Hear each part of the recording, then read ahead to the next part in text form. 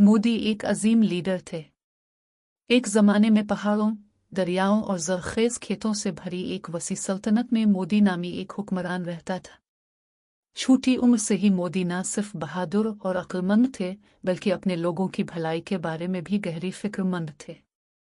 बहुत से हुक्मरानों के बरक्स जो सिर्फ दौलत और ताकत के बारे में सोचते थे, मोदी का ख्याल था कि हकीकी अज़मत दूसरों की खिदमत करने से हासिल होती है। जब मोदी बादशाह बना तो उसने देखा कि इसकी बादशाही के कुछ देहातों में ना स्कूल है, ना साफ पानी है और ना ही मुनासिब सड़कें हैं। सारा दिन सोने के तख्त पर बैठने के बजाय इसने अपनी सरजमीन का सफ़र किया, किसानों, ताजिरों और मजदूरों की शिकायत सुने और हर एक की जिंदगी बेहतर बनाने का वादा किया। इसने स्कूल बनाए ताकि हर बच्चा सीख सके, चाहे वो कितना ही गरीब क्यों ना हो। उसने खुश्क ज़मीनों में कुएं खोदे ताकि कोई ख़ानदान प्यासा ना रहे। उसने मुनसिफाना कवानीन भी बनाए ताकि ममलुकत का कमज़ोर तरीन शख्स भी महफूज महसूस करे। पहले तो कुछ लालची वज़रा ने मोदी का मजाक उड़ाया। उन्होंने सरगोशी की, गरीबों पर पैसा क्यों ज़ाय किया जाए, बादशाह को सिर्फ अपने महल और सिपाहियों का ख्याल रखना चाहिए। लेकिन मुईद ने कभी उनकी तरफ तवज्जो नहीं की।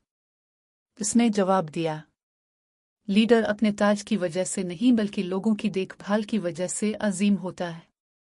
साल गुजरते गए और बादशाही तरक्की करती गई। किसानों ने ज्यादा फसलें उगाईं, बच्चे आलम बन गए और ताजिर खुशहाल हुए। दूसरे मुल्कों के लोग इसे इंसाफ और अमन की बादशाही कहने लगे और उन्होंने मोदी को एक सच्चे खादिम रहनुमा के तौर पर सराहा था।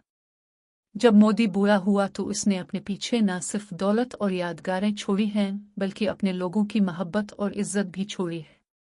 उन्होंने इसे बादशाह के तौर पर याद किया जिसने उन्हें सिखाया कि हकीकी क़यादत ईमानदारी, मेहरबानी और खिदमत से मुताल्लिक है। कहानी का अखलाक। एक अजीम रहनुमा वो नहीं है जो ताकत के साथ हुकूमत करे, बल्कि वो जो इंसाफ, हमदर्दी और दूसरों की खिदमत के साथ हुकूमत करे।